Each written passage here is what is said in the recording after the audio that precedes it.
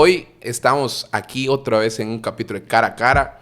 Estamos con el primer juez laboral elegido en Yucatán, que ahora está participando para ser magistrado federal en materia de trabajo y en materia administrativa. Tenemos y nos engalana tener al maestro Alejandro Moguel Espejo. Mucho gusto, ¿cómo estás, Alejandro? Muy bien, Pedro, muchas gracias por la invitación. Es un gusto estar aquí con ustedes. Hoy te tenemos acá porque es nuestra labor social en este tema que nosotros nos interesa jurídicamente hablando. Nos llamamos jurídicamente MX, barras para los que entienden rapeando. Es un nicho difícil, ¿no? Ser un poquito abogados. Entonces nosotros nos estamos tratando de poner nuestro granito de arena, porque ahora involucra a todas las personas, que conozcan a las personas que van a ser sus candidatos, y porque al fin van a votar por magistrados o por jueces en esta nueva elección que ya está haciendo historia, ¿no? Entonces tratamos de traer el panorama a ustedes como candidatos, que nos muestren ese lado como personas y que nos muestren también ese lado como abogados también, un poco completo, y se den a conocer de una manera totalmente gratuita, y como pueden estar cualquiera de los candidatos que me lo hemos dicho acá. Cuéntanos un poco sobre ti. ¿Quién es Alejandro Moguel? Bien, yo soy el segundo hermano. El matrimonio de mi papá y de mi mamá. Cuando tenía 3 meses mi mamá fallece. Yo crezco con mis abuelos paternos.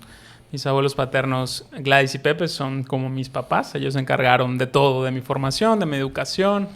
Estudié en la escuela modelo toda la vida. Tuve una beca de aprovechamiento desde la primaria, la secundaria, la prepa. Después decidí estudiar la licenciatura en Derecho, igual con una beca académica, y obtuve el mejor promedio de mi generación. Después ingresé a estudiar la licenciatura, ya dije la licenciatura en Derecho. Sí. Estudié la maestría en Derecho Procesal Constitucional. Pero no pasa nada. Normalmente cuando uno estudia en la universidad modelo, estudia todo así y ya es para sí para todos, ¿no? Como decíamos, no, sí, el modelismo es un estilo de vida también. Y luego ¿no? Los jueves terminas yendo a las juntas de retiro allá, o jugar básquetbol en un equipo. Claro, es que parte de es tener algún tipo de actividad deportiva, porque si no, no tenías ahí la calificación en la boleta. Sí, claro. Entonces, ¿estudiaste toda tu vida en la modelo? Toda mi vida la estudié en la modelo, desde tercero de kinder hasta la maestría. Hasta la maestría. Cuéntame, cómo y dónde se te surge el amor para ser abogado? Mira, en mi familia varias personas, desde mis tíos, mi hermano, son abogados y abogadas, y siempre en las pláticas de los domingos en casa de mi abuelita se platicaban de temas jurídicos, de lo que estaba pasando en temas políticos, y siempre me llamó la atención pues este tipo de pláticas y tratar de involucrarme, ¿no? Entonces, desde que yo estaba en la primaria o en la secundaria me empezó a interesar pues este mundo del derecho, el mundo jurídico, y al momento de tener que tomar la decisión de qué carrera estudiar, pues fue mi primera opción. Entonces, yo soy contrario a ti. La verdad es que, por ejemplo, yo podría decir en ciertos gustos, ¿no? Pero en puntos voy a equiparar sobre las personas que están viendo. Mi papá le va a la América. Ok. Entonces, de chico me inculcaron ir a la América. Entonces, más o menos esto te pasó a ti como en Derecho, ya sabes. Tu papá le iba a la América y dijeron, oye, también yo le voy a la América. Entonces, de entre abogados te volviste abogado, ¿no? Pero a mí me pasó lo contrario con mi carrera. En mi familia no hay abogados. ¿Eres el primer abogado de tu familia, entonces? Soy, en una escalinata, los que estuvieran vivos, sí. Porque tal vez algunos estuvo, pero ya se murió, ¿no? En ese punto.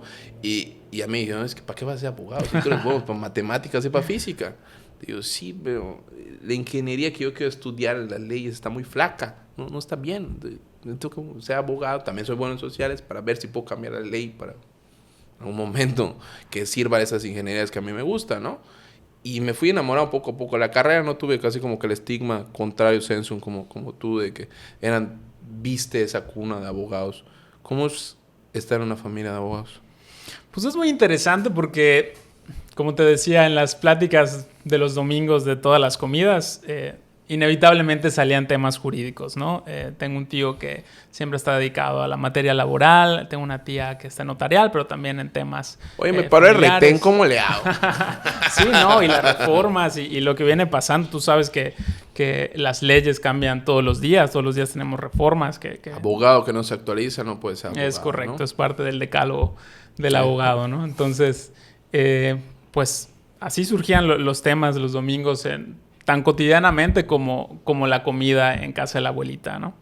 El tema de tu familia era una familia que tenías muy unida, era un tema que importaba mucho en tu familia, era los valores que te transmitían en tu familia. Cuéntanos un poquito más sobre ese tema. Bueno, sí, mi abuelito siempre, sobre todo mi abuelito, ¿no? Era el que se encargaba de vigilar que yo estudiara. La verdad, él siempre me inculcó pues esa disciplina de que todo lo que empezáramos había que terminarlo, de tratar siempre de dar lo mejor, ¿no? Sobre todo en la vida académica, porque además, pues, como te mencionaba, yo estudié en la escuela modelo gracias a una beca Para sí, para todos. para sí, para todos, de la propia escuela. Entonces, pues siempre estaba muy al pendiente de mis deberes escolares, de mis actividades en las tardes, que como platicábamos también, la modelo te exige tener una actividad deportiva por las tardes, ¿no? Entonces, la realidad es que siempre tuve esos valores, ¿no? De disciplina, de constancia, de dedicación. Yo le digo a este tema un momento canon, así le digo. Cuando haces como un clic y dices, para acá voy. O sea, dices, ya me decidí que esto es como creo que voy a hacer. ¿Sientes que hubo algún momento canon en tu vida que haya decidido completamente que tú te dijeras, me voy para el servicio público, por ejemplo, para la abogacía, me gusta la parte del servicio público, me gustaría formar parte en algún momento del poder, alguno de los 2 o 3 poderes que has estado? ¿Qué pasó por allá? Bien, fíjate que cuando estaba en la universidad, pues llega el momento en que tienes que hacer tu servicio social, tus prácticas profesionales y demás. A mí me tocó hacerlo en el despacho de asistencia jurídica gratuita de la Universidad Modelo, donde pues pude ver las necesidades que tenía la gente, ¿no? Y a veces las deficiencias que tenía el servicio público. Entonces, un poco más adelante tuve la oportunidad, igual un poco gracias al promedio, que tuve el mejor promedio de la generación, de empezar a trabajar en la consejería jurídica del gobierno del estado. Y desde ahí me tocó estar en un área de legislación y normatividad que pues me permitió involucrarme en temas, como tú decías, con la ley que te hubiera gustado cambiar para tu ingeniería y demás. Pues precisamente me tocó poder involucrarme en este tipo de temas legislativos que tienen una incidencia pues bastante importante en la vida de todas las personas yucatecas, ¿no? Esta dependencia además, que es la consejería jurídica, a veces la gente no lo ubica como tal vez sí ubica la Secretaría de Educación o la Secretaría de Salud, pero la consejería jurídica en materia legal, digamos, es bien importante porque es la que revisa y hasta cierto punto valida el trabajo de las áreas jurídicas de todas las secretarías de Estado. Entonces, Y que representa al Ejecutivo además, muchas veces, tiene ¿no? que visar antes de que firme el titular y demás. Entonces, es un área bien importante y que puede contribuir mucho a la formación de una abogada o de un abogado. ¿Ese fue tu primer empleo después de salir de la escuela? Mi primer empleo, digamos, formal, sí. Antes de estar en la consejería, tuve la oportunidad de estar en una notaría pública. Estuve ahí aprendiendo un poco de notarial, de contratos, ¿no? De ser plan B, como decimos por allá, también. Ve ¿Por por qué el plan B? refresco, Cuéntame. ve por el Ah, refresco, claro, ve por sí, bueno. la torta. El paseante ve que ve dicen, ¿no? El paseante, no el pasante, el Es paseante. correcto. Sí, te digo. Pero esos son, dependiendo, yo siempre he sido muy recalcativo de ese tema vocacional, ¿no? Dependiendo de dónde tengas tus primeros años y esas amistades que crees en la escuela y ese amiguerismo, porque la verdad es que sí venimos a fomentar, el ser humano necesita tener de más personas para poderse autorrealizar. Siempre influye a dónde te vas a dirigir, ¿no? O sea, si tú te empiezas a rodear de personas que tienen ciertos objetivos para este lado, tú te vas a veces inclinar para esos objetivos, ¿no? Y lo que nos pasa a nosotros normalmente es de que esos primeros años de nuestra vida en que estás estudiando ya para terminar todo eso, dices, ¿qué voy a hacer?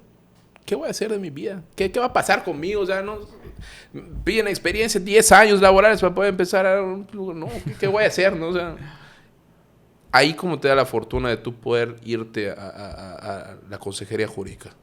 Bien, fíjate que cuando yo entro a la consejería jurídica estaba haciendo un cambio de gobierno y permitieron participar en el proceso de entrega-recepción a personas, a estudiantes, ¿no? De universidades públicas y privadas que tuvieran ciertos promedios, ¿no? Entonces tengo la oportunidad de participar en este proceso y después ya integrarme desde un puesto pues casi de aprendiz, ¿no? A la consejería de Padawan jurídica. en Star Wars. Exactamente. ¿Sabes? Exactamente. Y de ahí pues fui creciendo poco a poquito. Tuve una jefatura. Eso es muy relevante lo que estás tocando, porque a veces tenemos un poquito mal equilibrado el sentido de qué es lo importante, ¿no? A veces dicen, no, es que no estudies. A veces, no necesitas estudiar para ser millonario. Tienes razón. Pero igual acá vemos el ejemplo claro de que una persona cuando se supera y tiene el mejor promedio, como estabas platicando, le abren las puertas. Sí, yo creo que tal vez el tema de tener el mejor promedio y que es un número, sí creo que no es lo más importante. Exactamente. Pero me parece que sí es un factor de referencia para saber que una persona al menos es disciplinada. ¿Me explico? Sí, y exacto. En el servicio público y en cualquier actividad profesional, yo creo que es muy importante una persona disciplinada. A veces quizás es hasta más importante esa disciplina y esa constancia que tal vez tener un gran bagaje académico, ¿no? Exactamente, sí. Y yo creo que a veces yo siempre he tenido un cierto punto en cuestiones de administración pública, ¿no? Y también podemos decirlo en otros poderes.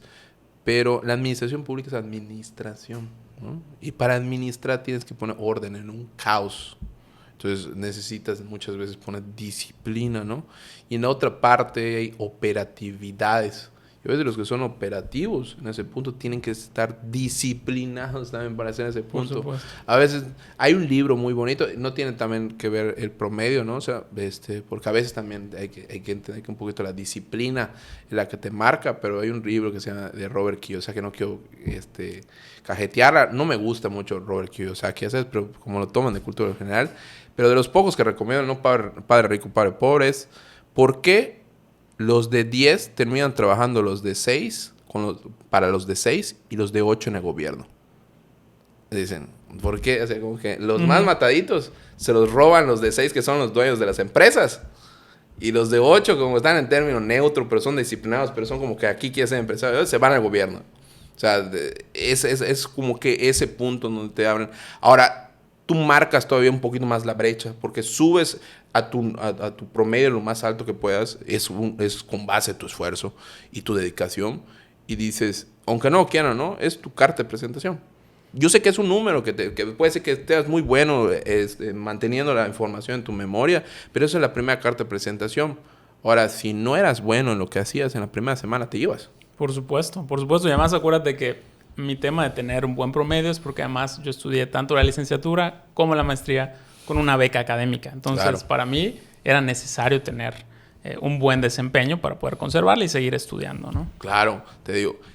Después de eso me dices que subiste, eras coordinador y subiste a ser jefe, ¿no? Fui a la jefatura del departamento de normatividad. Ahí estuve hasta inicios de 2015. En 2015 estuve trabajando en una iniciativa de ley de cultura y en ese contexto me invitan a ser director jurídico precisamente de la Secretaría de la Cultura y las Artes, que además para mí pues fue un trabajo muy bonito porque paralelamente a mi tema jurídico, pues a mí me gusta cantar. Soy parte de un grupo de la Universidad Autónoma de Yucatán que se llama Trill 6, que es un grupo que tiene varios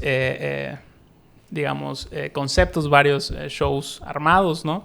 En su mayoría trova yucateca, tenemos eventos con la orquesta típica yucalpetén y bueno, entonces para mí era un lugar muy bonito porque me permitía desempeñarme en la parte jurídica, pero también atendiendo a temas culturales, proyectos para el desarrollo de la cultura maya, proyectos para el desarrollo de niñas, niños y adolescentes.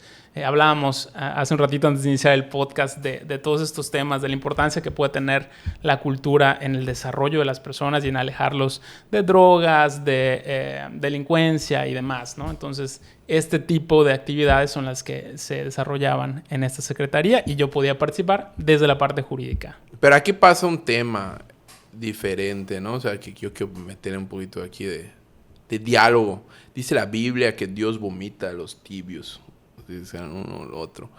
Y tú estabas entre un estigma de te gusta demasiado la música, estamos platicando de eso, pero de repente te fuiste al lado de ser juzgador. ¿Cómo ¿Qué pasó allá? Bien.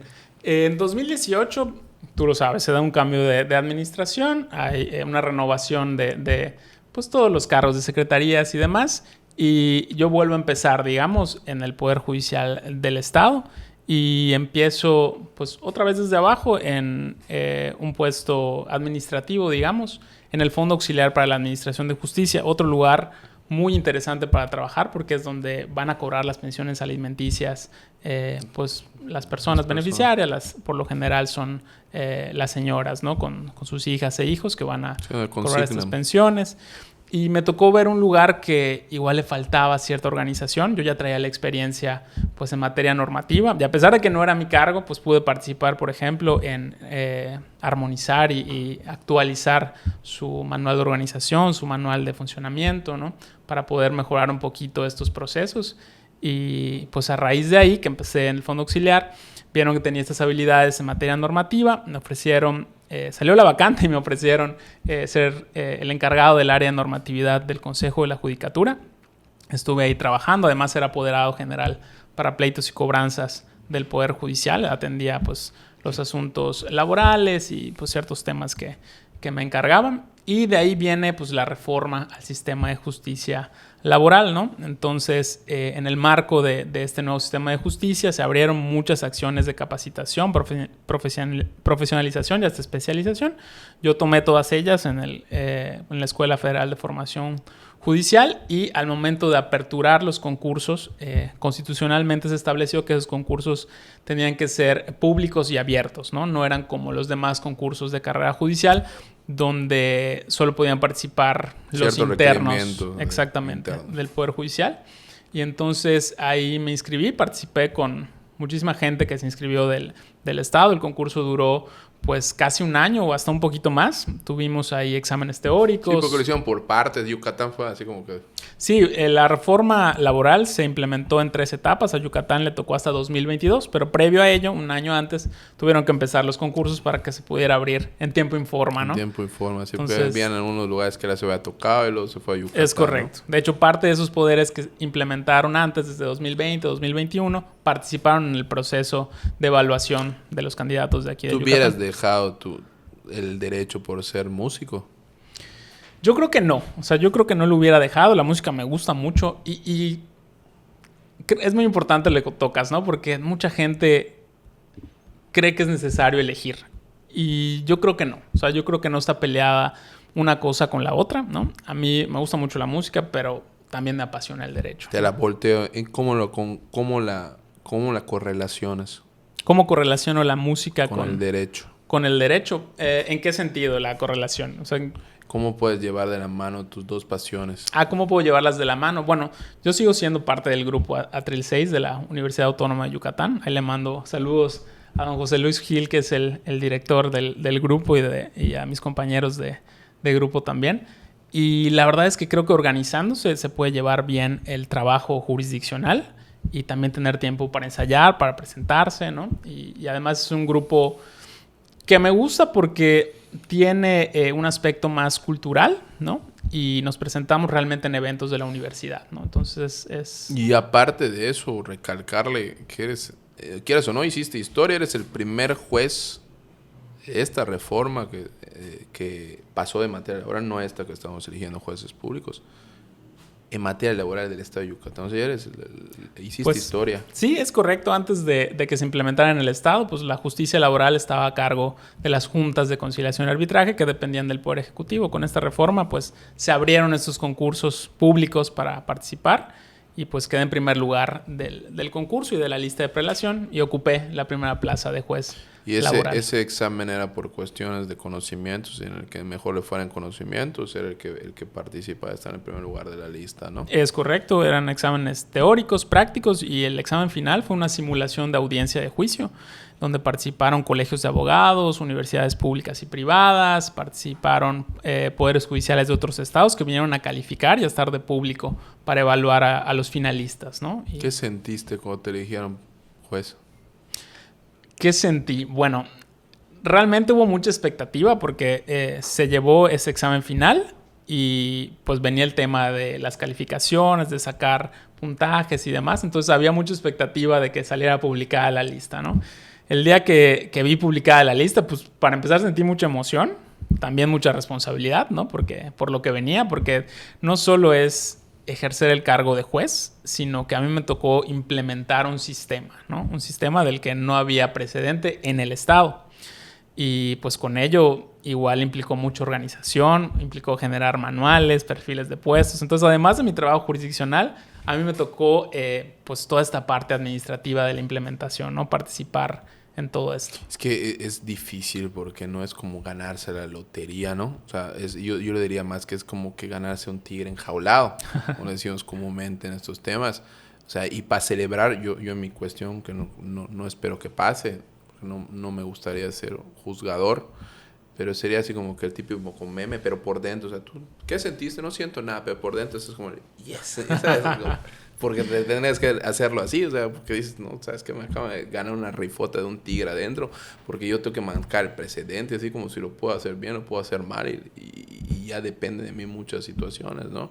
Aparte fuiste el primero elegido, o sea, que todo se desahogó en tu juzgado al principio, ¿no? Era no sí, tener por supuesto. De las 5 juntas de conciliación y arbitraje que había en el Estado, pues solo se abrió un tribunal laboral por temas presupuestales y estuvimos como único tribunal durante más de un año y un mes. Fuimos el único tribunal laboral del Estado. Entonces atendimos a toda la población, a los más de 2 millones de habitantes que tiene Yucatán. Que tenían problemas laborales. Exactamente, en el tribunal primero laboral que está a mi cargo. Y es que hay que hacerlo un poquito paréntesis y que nos comprendan las personas que nos están viendo, porque puede ser cualquier persona, no solamente el nicho jurídico, que la justicia laboral antes se llevaba a cabo por medio de juntas de conciliación y arbitraje, así le decíamos. Esta reforma que pasa en el 2021, creo, y aquí nos llega el 2022, aquí nos llega el 2022, hace que esas juntas desaparezcan y se conviertan en tribunales. Poquito pegado con la reforma que tenemos ahorita. ¿Por qué? La exposición de motivos es casi similar. Porque ya estaban corruptos y amañados esas juntas, ¿no? Era como que era un círculo selecto de abogados que podían hacer ciertas cosas y que si te llevas era más fácil, ¿no? Y ya al volverlo tribunal entraba con toda la protocolarización que tienen los jueces, ¿no? Y crean el órgano del centro de conciliación laboral en cada estado para que ese sea como, vamos a decir, un tipo de mediación para que allá los casos que puedan desahogarse de una manera más sencilla no lleguen a los tribunales y no los ahoguen. Pero aún así terminaron ahogándote porque eres el primer tribunal que cuestiones de manera laboral, de las cuales son competencia federal algunas y otras son competencias locales, ¿no? Y a mí hasta los abogados nos pasaban, ¿sabes qué junta es? La federal. ¿Dónde vas al aeropuerto? No era allá, era... No, revisa tu ley. Ese era un problemota, ¿no? Sí. O sea, dependiendo también de no, es que el petróleo no es allá, es un tema federal, ya sabes, ¿no? Es del fuero común. Y está en sui generis, no sabemos de qué entra, ¿no? O sea, había también muchos temas ahí, ¿no? O sea, en cuestiones. Entonces, eso lo definen también... Mira, no creo que sea una necesidad, pero sí creo que es un tema de vocación. Creo que hay mucho que se puede hacer en el Poder Judicial Federal, sobre todo en materia de justicia laboral. Desde que soy juzgador he tratado de realizar ciertas actividades para sensibilizar la impartición de justicia. Te comento algunas rapidito. Antes de que yo empezara con el Tribunal Primero Laboral, las juntas de conciliación y arbitraje, pues ni de chiste generaban sentencias en formato de lectura fácil, ¿no? Entonces... Eso lo acaba de discutir con otra candidata, por ejemplo, ¿no? Me toca iniciar y de las primeras sentencias que dicté fue de declaración de beneficiarios. Declaración de beneficiarios es cuando muere una persona trabajadora. Tenemos que definir a través de un procedimiento laboral. ¿Quiénes van a ser los beneficios? Es un problema y tarda 200 años. Ya no tardo tanto, pero bueno. Ya dejó de tardar. O sea, antes sí tardado, ¿cierto? Ahorita, gracias a Dios. Definir a quién le iba a tocar, a quién le correspondía recibir pues, esos derechos laborales que generó la trabajadora. En este caso era una mujer trabajadora. Y cuando dictamos la sentencia, veo que entre las personas beneficiarias, pues estaba el esposo, estaba su mamá, pero también había niñas y niños. Y platicaba con mi personal y les decía, es que esta sentencia no la va a entender ni la niña, ni el niño, ni el adolescente. Entonces vamos a tener que generar un formato de lectura fácil donde en 4 parrafitos muy sencillos les expliquemos que quién soy yo, que hicimos esa investigación, que resultó su abuelita, su papá, que sabemos que tiene 2 hermanos, pero ya son mayores de edad, a ellos ya no les corresponde, que sabemos que son ellos 3. Bueno, y al final dictamos la sentencia en formato de lectura fácil, les dijimos cuánto le correspondía a cada uno, que se lo íbamos a dar a su papá, y la anexamos a la sentencia tradicional. Digamos, ¿no? También hemos trabajado con asociaciones civiles en materia de perspectiva de género, como X Justicia para las Mujeres, en estas acciones para mejorar la implementación de la perspectiva en la justicia laboral, ¿no? Cuando hay mujeres embarazadas, cuando hay casos de acoso o hostigamiento laboral, ¿no? Es bien importante. Sí. Y además es parte de los compromisos que adquirió México para poder firmar el tratado con Estados Unidos y Canadá, ¿no? Parte de los requisitos para que México pudiera entrar al TEMEC, pues fue esta reforma laboral y que se considerara el tema de perspectiva de género en la justicia laboral. El secretario de Economía, creo que Folso Guajardo, que está negociando ese tema, y sí fueron los beneficios. Yo te decía de este tema, por ejemplo, de esas cosas que pasaban antes en la Junta, era un tema que dura 200 años en definirse ahorita con los tribunales, que es una de las cosas buenas que ha dado. Son ese tema ágil, y aparte de eso, en tu criterio está hacer esa sentencia de lectura fácil, vamos a decir, el punto, y ese habla un poquito de la sensibilización y cercanía que debe tener el juzgador con las personas.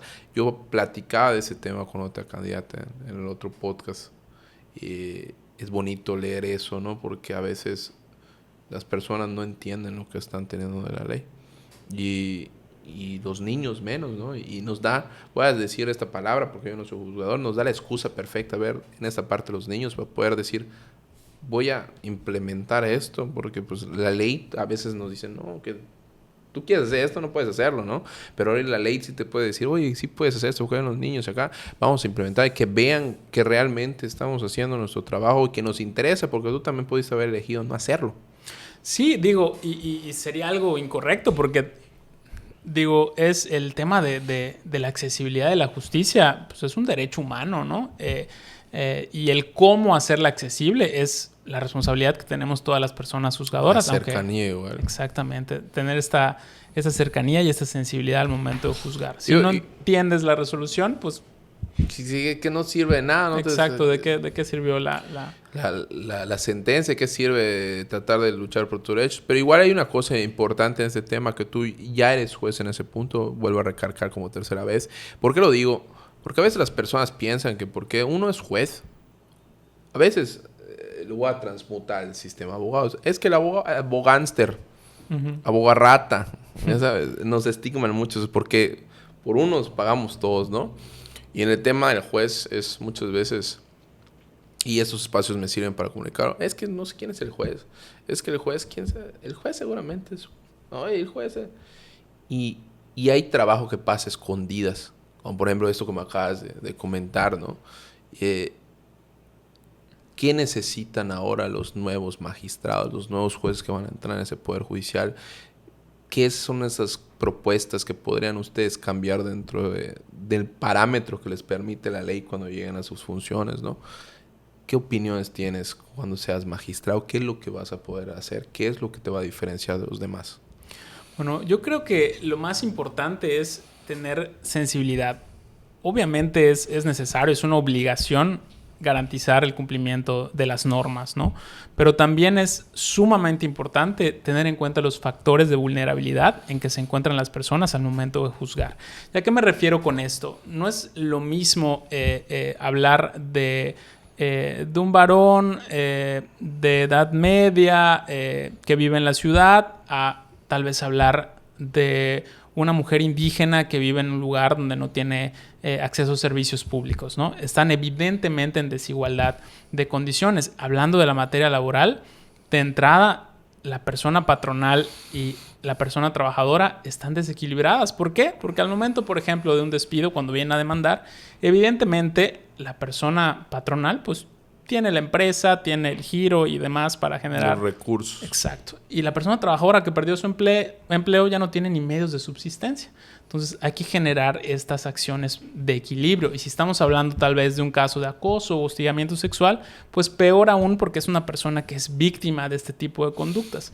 Por ponerte otro ejemplo, tuvimos unos casos con estas condiciones en el tribunal y nos dimos cuenta que al lado de la sala de audiencias había una cabina que era realmente para que los informáticos monitorearan el audio y video y no sé qué.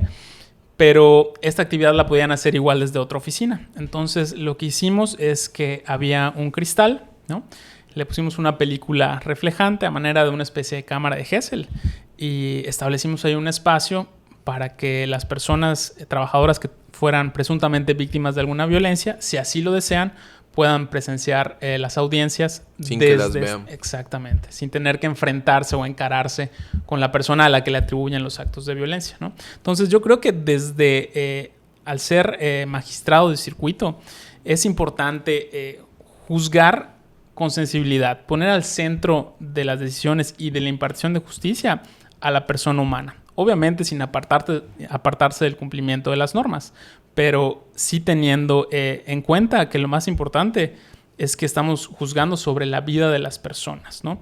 Y la labor que hacen los magistrados de circuito es importantísima porque al final, una vez que un juez de primera instancia, un juez laboral, un juez familiar dicta una sentencia que ya es definitiva, que ya no tiene ningún recurso ordinario, pues el único medio de defensa es el amparo directo, ¿no? Claro. Y ese quien lo resuelve, pues los tribunales colegiados de circuito que se integran con 3 magistrados de circuito. Claro. Entonces, este es el último salvavidas instancia para que revisen. Al menos seas muy relevante y lo atraiga a la Suprema Corte de Justicia, que se vaya el amparo directo en revisión, que tiene sus complejidades. Pero digamos que ordinariamente sería como que el último salvavidas para revisar esa sentencia, para ver si en esa sentencia de verdad se consideraron los derechos humanos, si hubo enfoque de derechos humanos, si hubo perspectiva de género, si hubo perspectiva de infancias, perspectiva de personas adultas mayores, de comunidades indígenas.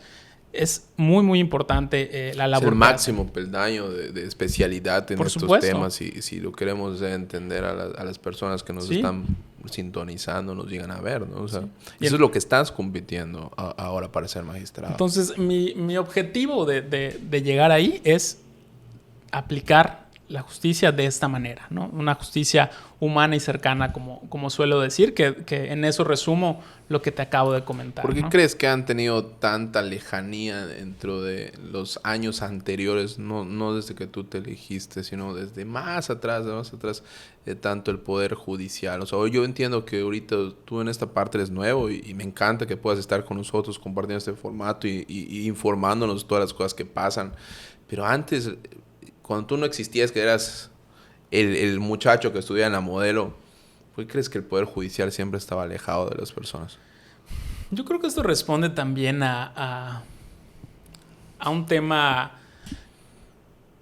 pues de organización histórica, ¿no? Desde la creación de los tribunales y demás.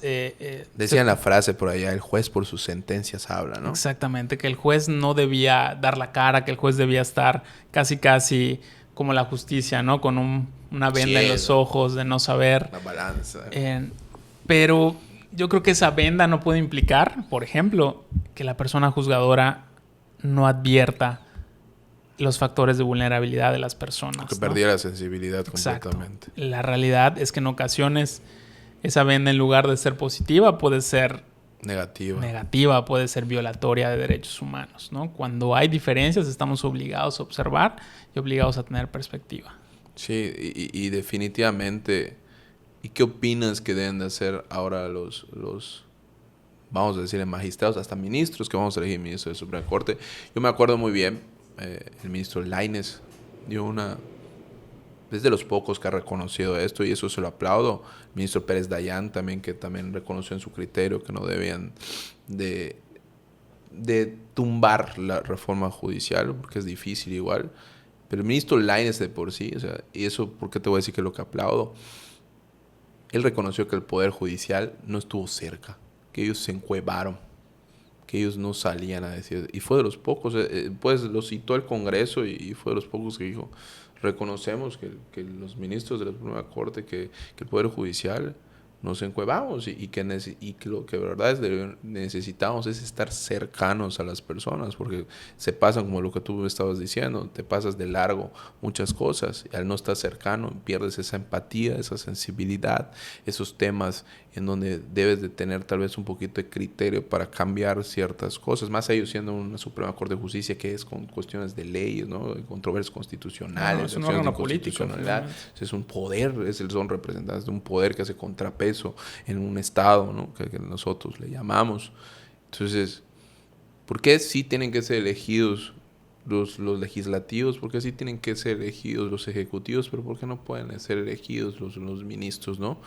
Entonces eso los hacías un poquito intocables, ¿no? No sé si es buena o mala la reforma, eso lo vamos a ver nosotros ahorita que pase, ¿no? Pero ¿qué cambios deben de pasar ahora? Y estamos platicando fuera del podcast que el Poder Judicial Federal es uno de los que tiene mayor índice de suicidio. Tema importante, la salud mental, ¿no? Sí, es importantísima. Fíjate que creo que en el Poder Judicial y en cualquier lugar en el que se trabaja todos los días con conflicto es importantísimo tener acciones de autocuidado. Una persona cuando ve todos los días, pues eso, conflicto, controversia, juicio, llámese atención, igual las personas que dan atención al público, que todos los días están recibiendo conflicto, los mediadores, los conciliadores, necesitan estas acciones de desahogo, actividades de autocuidado para poder irse pues estabilizando, ¿no? Porque si no eso pasa, empiezas a cargar, más el estrés del trabajo, y pues finalmente explotas de alguna manera, ¿no? ¿Cómo lidias tú con eso? Y ahora que llegues a ser magistrado, si te elige el pueblo, ¿cómo vas a lidiar con eso? ¿Qué les vas a decir a las personas que trabajan para ti? Oigan, jueves de Sócrates, no sé, nos vamos todos a... Mira, en mi tribunal he tenido la oportunidad de llevar 2 talleres de autocuidado. La mayoría de las integrantes de mi tribunal son mujeres y una psicóloga nos permitió llevar un taller de autocuidado donde participaron ellas en 2 sesiones. Y pues la verdad es que me gustaría continuar con este tipo de actividades. Obviamente tienen una carga presupuestal y no puedo quizás decir eso como una propuesta porque evidentemente, claro, que es algo que también la gente tiene que saber, los magistrados de circuito no manejan, digamos, un presupuesto para este tipo de acciones administrativas. Eso tendría que venir...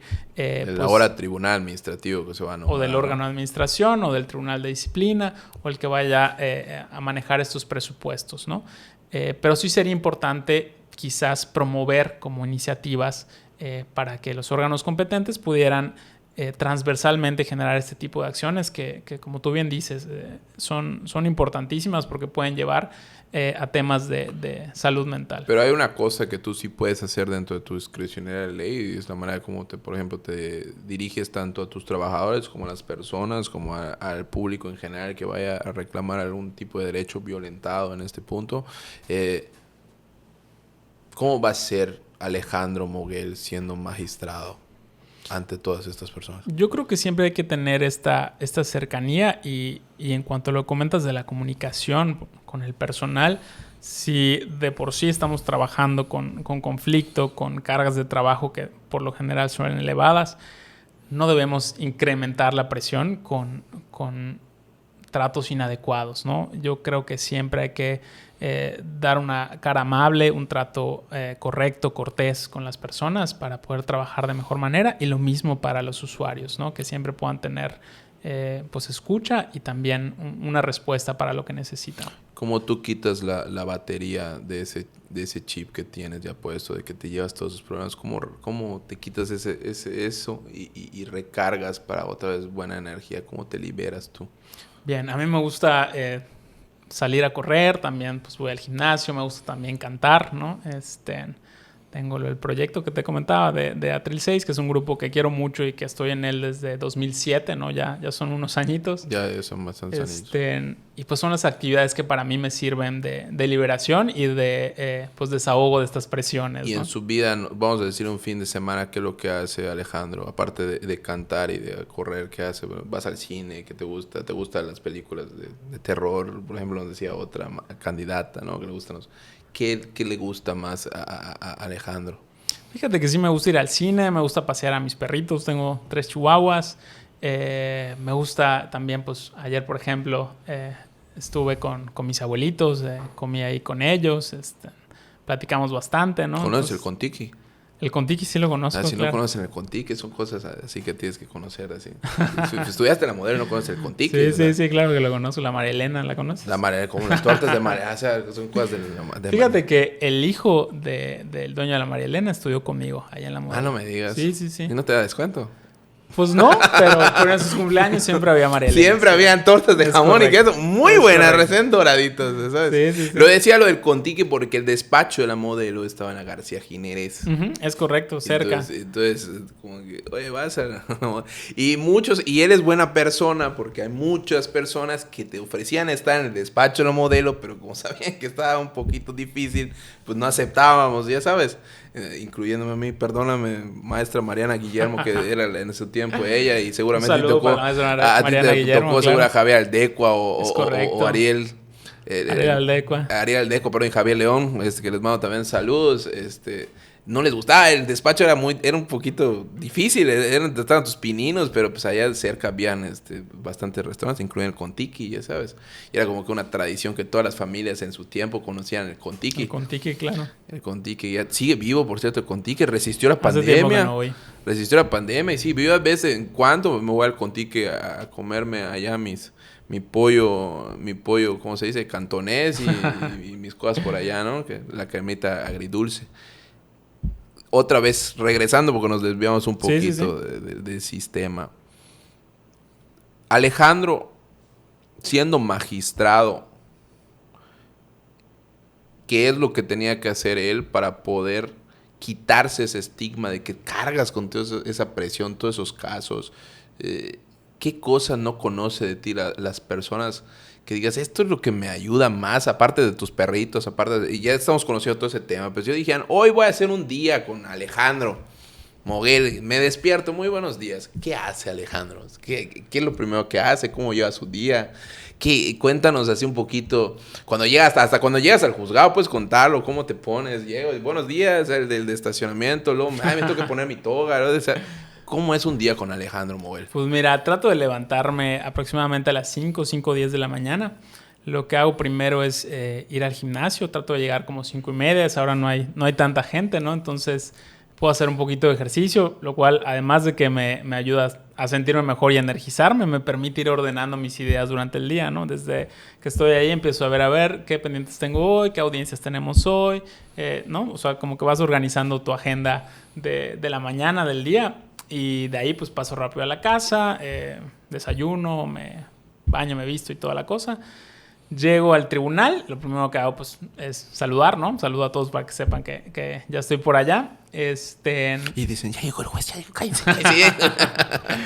No, bueno, y pues checar el expediente de la audiencia. Normalmente tengo 2 audiencias al día, ¿no? Entonces trato de preparar que esté todo listo para la audiencia. Veo con la secretaria instructora que si hay algún pendiente, si hay algún memorial que haya llegado con relación a esa audiencia y demás, pues para estar preparado, ¿no? Sí, porque la gente piensa que son superhéroes y ya se saben todo el código de mi papá, que muchas veces sí pasa, ¿verdad? Pero también tienes que prepararte como juez. Sí, claro, hay que ver qué es lo que está en el expediente y vas como que teniendo la sensibilidad para poder prever qué situaciones se pueden dar en la audiencia y pues también tener pues ya una idea de para dónde puede resolverse, ¿no? En caso de que se presente, ¿no?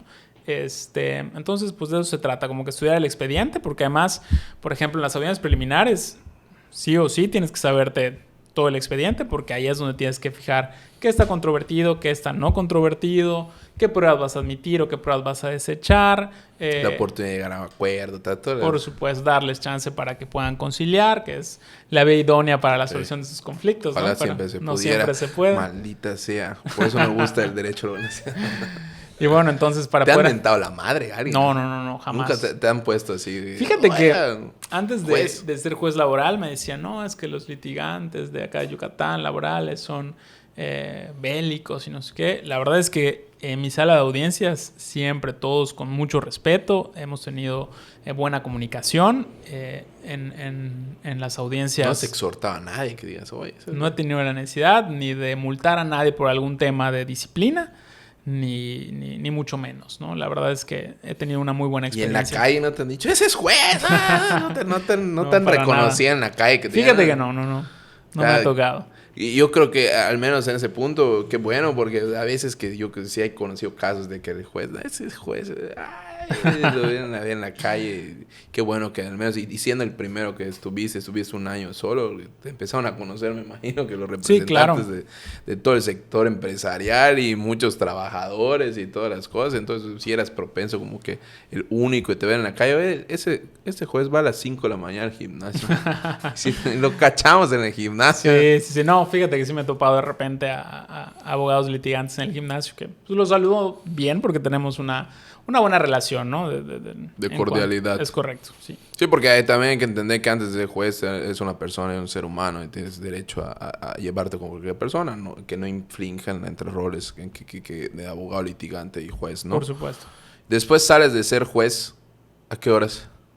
Dependiendo del día, la verdad es que es dependiendo. El horario oficial es hasta las 3 de la tarde, pero bueno, la realidad es que cualquiera que esté al frente de un órgano jurisdiccional sabe que no es posible cumplir ese horario, ¿no? La realidad es que pues terminamos saliendo, si bien nos va a 6 de la tarde, 6:30, hay ocasiones en que pues el personal completo, nos terminamos yendo 8 de la noche, dependiendo de lo que haya que hacer. Si hay algún asunto de huelga que es 24/7, incluso hemos ido sábados, domingos, ¿no?